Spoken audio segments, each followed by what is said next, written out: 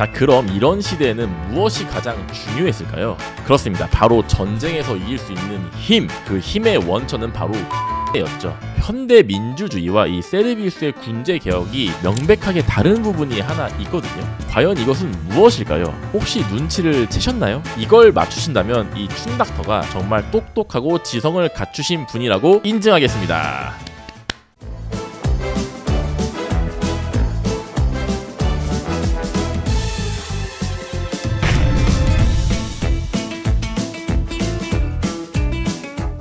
안녕하세요. 쉽지만 깊이 있게 방앗간 세계사의 춘닥터입니다. 지금 춘닥터는 로마의 가장 초기 시대인 로마 왕정 시대 시리즈를 계속 진행하고 있는데요. 로마 왕정 시대는 총 7명의 왕이 로마를 다스렸던 시기입니다. 그리고 지난 시간에는 로마 왕정의 6번째 왕이었던 세르비우스 툴리우스 왕에 대한 이야기를 나누어 보았습니다. 이 6대 왕 세르비우스는 노예 출신이었음에도 불구하고 현명한 왕으로서 선왕의 유지를 잘 이어받아서 나라를 현명하게 통치했던 왕입니다. 그렇게 해서 선왕 타르퀴니우스가 업그레이드 시켰던 이 로마시를 삥 둘러쌌는 세르비우스의 성벽까지도 완성을 했던 것이죠. 자, 이제 세르비우스에게는 하나의 커다란 숙제가 남게 되는데요. 현명했던 6대왕 세르비우스는 그 숙제를 어떻게 해결하게 될까요? 지금부터 로마의 초기 군사 제도를 개혁하고 정비했던 6대왕 세르비우스의 두 번째 이야기, 지금 바로 시작하겠습니다.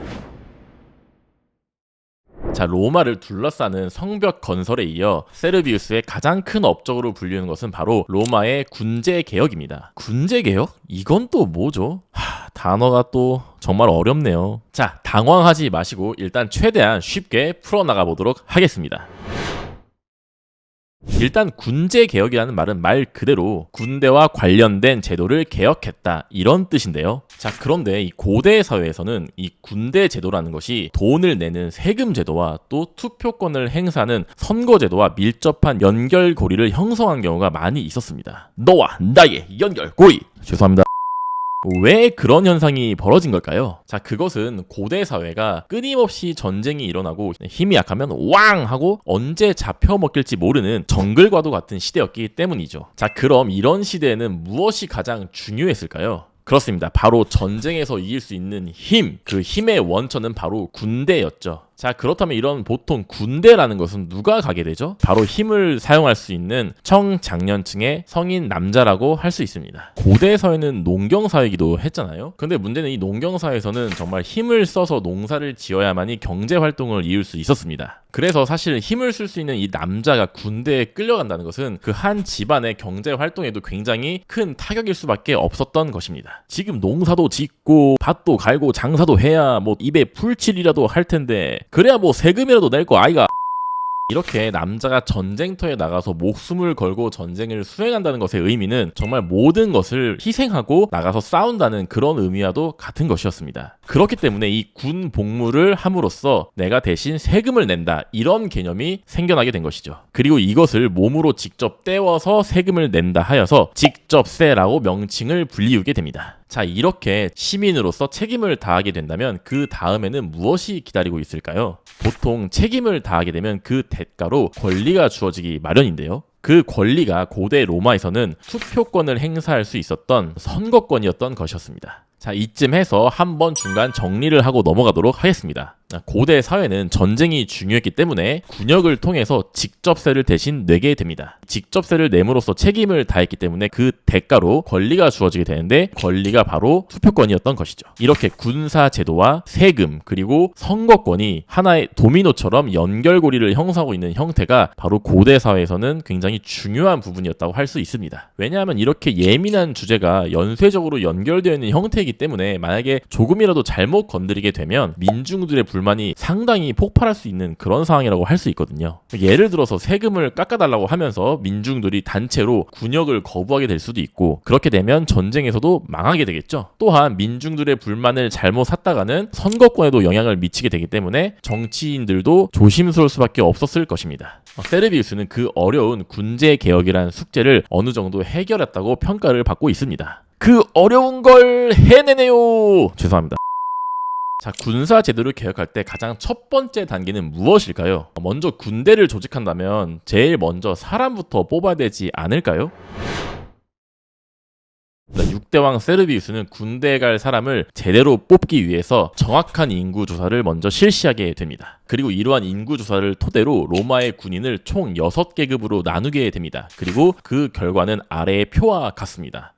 역시 표라는 건 참 난해하고 어렵네요. 허허허허. 좌절하지 마시고 이 족집게 과외 선생님인 춘닥터가 최대한 쉽게 풀어서 설명해 드리도록 하겠습니다. 하하. 자, 먼저 왼쪽 발을 보시게 되면 1에서 6까지 총 6개의 계급이 나눠져 있는 것을 확인할 수 있죠. 그리고 위쪽의 발을 보시면 재산, 군제, 표수 이렇게 나와 있습니다. 자, 먼저 가장 첫 번째 항목인 재산부터 보도록 하겠습니다. 이 재산이라 하는 것은 로마군의 계급인 1에서 6까지의 계급을 나누는 가장 중요한 기준이 되는 것입니다. 쉽게 말해서 재산이 많을수록 높은 계급을 차지하게 되는 것이고 재산이 적을수록 낮은 계급으로 가게 되는 것이죠. 그래서 1계급이나 2계급 같은 경우는 당연히 재산이 많은 그런 사람들일 것이고 6계급처럼 낮아질수록 무산자 계층으로 가게 된다고 그렇게 생각하시면 됩니다. 근데 잠깐 여기서 사실 중요한 부분이 있는데요. 고대 사회 같은 경우는 사실 신분제도였잖아요. 그래서 대부분 신분제 장벽이 있는 경우가 많아서 귀족이 훨씬 더 유리하고 평민이 불리한 경우가 많았습니다. 그래서 귀족이 재산이 적다 하더라도 권력이나 출세의 길이 열려있는 경우가 많이 있었어요. 상대적으로 평민 같은 경우는 재산이 아무리 많아도 그런 출세의 길이 막혀있던 부분도 많이 있었거든요. 하지만 여기서 세르비우스 같은 경우는 귀족과 평민에 전혀 상관이 없이 말 그대로 오직 재산만으로 기준을 정했던 것입니다. 자, 이것은 고대 사회의 일반적인 계급 제도에 비해서는 보다 더 개방적인 시스템이라고 할 수 있어요. 물론 당연히 대부분 귀족들이 돈이 많고 재산이 많았었겠지만 어쨌든 평민에게도 높은 계급으로 갈 수 있던 기회가 주어졌던 것이죠. 하나의 간단한 예만 들어보도록 하겠습니다. 신라 말기에 육두품 제도 기억나시나요? 신라 말기에 유명했던 인물로 최치원이라는 인물이 있습니다. 당시 최치원은 굉장히 뛰어나고 명석한 두뇌로 천재라고 알려졌던 인물인데요. 당시 이 최치원 같은 경우는 정말 뛰어난 능력을 갖고 있었음에도 불구하고 신분이 육두품이란 이유만으로 출세의 길이 막혀서 굉장히 큰 좌절을 했던 인물로 알려져 있습니다. 이렇게 고대 사회 같은 경우는 자신이 태어난 그 신분의 한계만으로 능력이 아무리 뛰어나도 출세의 길이 막혔던 경우가 상당히 많았었어요.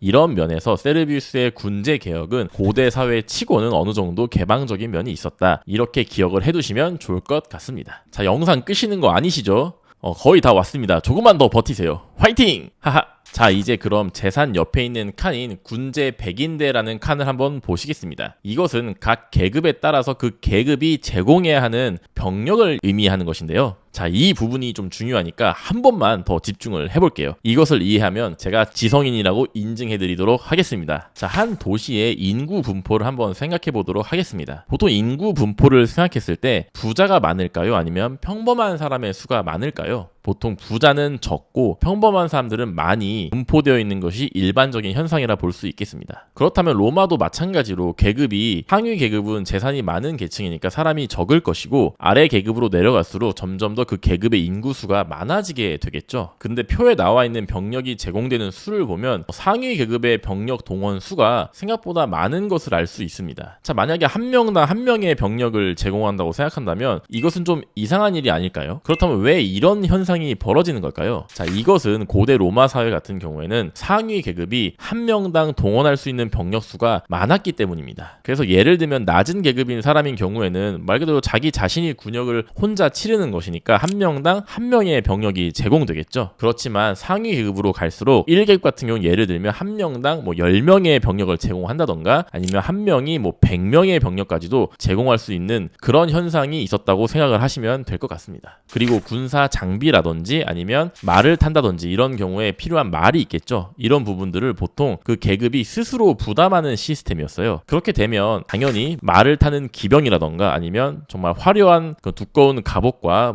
긴 창을 갖고 있는 중무장 보병 같은 경우에는 당연히 어느 정도 재산이 있는 상위 계급이 차지를 하고 있었겠죠. 그래서 장비빨을 세울 수 있었던 기병이나 중무장 보병 같은 경우는 보통 중상위 계급 이상이 속해 있었고 계급이 낮아질수록 경보병이라든지 아니면 보조병 이런 식으로 군복무를 하는 형태를 띠게 되는 것입니다. 자, 그리고 마지막 세 번째 칸에는 투표권을 행할 수 있는 표권의 표수를 적어 놓은 것인데요. 이것은 아주 간단합니다. 동원할 수 있는 병력 수와 투표권의 수가 동일하게 적혀 있거든요. 제가 아까 말씀을 드렸듯이 고대 사회는 군역을 함으로써 직접세를 내는 형태가 되고 직접세를 내면 책임을 다하게 되는 것입니다. 그래서 책임을 다하게 되면 그의 대가로 권리가 주어지니까 그만큼의 선거권도 부여가 되는 것이었죠. 그 원리가 여기서도 똑같이 적용되고 있다고 보시면 될 것 같아요. 자, 근데 여기서 딱 하나 짚고 넘어가야 될 부분이 있습니다. 현대 민주주의와 이 세르비우스의 군제 개혁이 명백하게 다른 부분이 하나 있거든요. 과연 이것은 무엇일까요? 혹시 눈치를 채셨나요? 이걸 맞추신다면 이 춘닥터가 정말 똑똑하고 지성을 갖추신 분이라고 인증하겠습니다. 자, 현대사회 민주주의는 평등선거라 불리는데요. 바로 1인 1표를 행하는 것이죠. 그래서 아무리 권력이 강하더라도 그리고 또 내가 아무리 재산이 많다 하더라도 똑같이 한 명당 한 표만 행사할 수 있는 것이 바로 현대사회의 평등선거 구조입니다. 하지만 고대사회 로마에서는 세금을 많이 낸다는 것은 그만큼의 권리도 비례해서 갖춰진다. 이런 개념이었던 것 같아요. 그래서 상대적으로 인구 분포에서 소수였던 1, 2계급, 상위 계급이 훨씬 더 질 좋은 많은 병력들을 제공을 하게 되고 그 대가로 그만큼의 많은 선거권도 가져오는 형태였던 것입니다. 자, 이렇게 되면 1인 1표가 아니라 1인 10표라든지 1인 100표 이런 형태도 가능해졌겠죠. 결국 상위 계급이 선거나 정치의 방향의 주도권을 완전하게 가지고 갈 수도 있었던 그런 형태라고 보시면 될 것 같아요. 그리고 이런 형태의 정치 체계를 바로 소수 엘리트 주도의 정치 체계라고 할 수 있는 것입니다. 자, 이런 개념은 현대 민주주의 사회의 평등 선거의 시각에서 보자면 사실은 불평등한 부분이 분명히 있을 수 있는 형태라고 볼 수 있겠는데요. 또한 어떤 소수 엘리트가 주도를 할 수 있기 때문에 어떤 일반 대중들의 여론이 정치에 어떤 영향을 미치는 게 적을 것이잖아요. 그렇기 때문에 사실 명백한 단점이 있는 체계라고도 보여질 수 있을 것 같아요. 하지만 현대사회 역시도 어떤 민중에 의해서 너무 휘둘릴 수 있는 일종의 포퓰리즘이라든지 이런 정치 체계의 단점도 분명히 존재를 하고 있죠. 그렇기 때문에 이런 정말 선거 제도는 항상 고민이 많이 생길 수밖에 없고 이런 부분이 앞으로도 어떻게 더 개선이 될 수 있을지 역사의 흐름은 어떻게 흘러갈지 이런 부분을 지켜보고 고민해보는 것도 굉장히 재밌는 부분이 되지 않을까 이렇게 생각을 하게 됩니다. 예나 지금이나 정치는 항상 골칫덩이고 어려운 문제인 것 같네요. 자, 머리 아픈 이야기가 좀 길어졌었는데 모두들 완전 수고하셨습니다. 세르비우스의 군제 개혁을 독파하신 여러분들, 춘닥터가 정말 교양 있는 지성인이라고 인증하도록 하겠습니다. 자, 마지막으로 딱 한 번만 정리를 하면 객관적인 재산을 기준으로 신분제도와 상관없이 계급을 설정했다는 점, 또 정확한 인구 조사를 통해서 힘없는 평민들이 억울하게 군대에 끌려가거나 하는 그런 부당한 일들을 최소화한 점, 이런 부분이 세르비우스의 군제 개혁이 후대에도 뛰어난 업적으로 평가받게 되는 이유인 것 같습니다.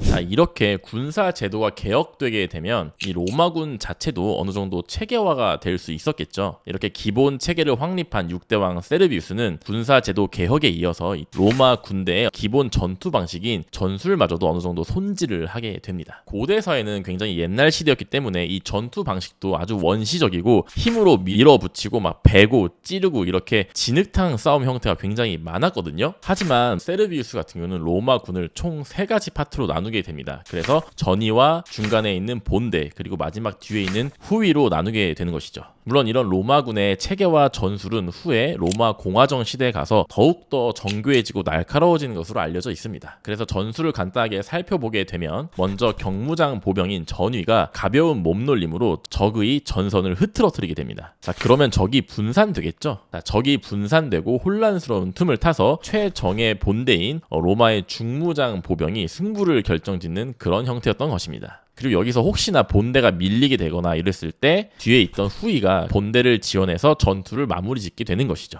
마지막으로 1계급에 속하던 그 말을 타는 기병 같은 경우는 기동력이 굉장히 좋잖아요. 그래서 빠르게 기동전을 하면서 여러 가지 상황에서 적재적소로 쓰이게 되는 것입니다. 예를 들면 적의 후위로 돌아가서 뒤를 치거나 아니면 기습을 하는데도 유용하게 쓰일 수 있고, 또 아니면 우리 편이 굉장히 공경에 빠져있는 그런 지점에 빠르게 달려가서 헬프를 할 수도 있겠죠. 이렇게 여러 가지로 활용도가 높은 것이 기병이었습니다. 사실은 그냥 막타 딱 치는 그런 애들 아닌가요? 자, 이렇게 세르비우스의 어떤 전술 확립 덕분에 로마군은 고대 사회 치고 굉장히 앞서가는 전투 방식을 확립하게 되는 것이죠. 당연히 로마는 주변 부족들과의 어떤 전투나 전쟁에서도 연전연승을 하게 되는 결과를 낳게 됩니다. 자, 이렇게 선왕의 유지를 잘 이어받아서 현명했던 세르비우스는 로마를 44년간 안정적으로 통치를 하게 됩니다. 하지만 이 현명하고 겸손했던 왕은 노년에 이르러서는 굉장히 비참한 최후에 이르게 되는데요. 그 안타까운 이유를 다음 편에 살펴보도록 하겠습니다. 기대해 주시고요. 그럼 다음 편에 또 만나도록 하겠습니다. 안녕.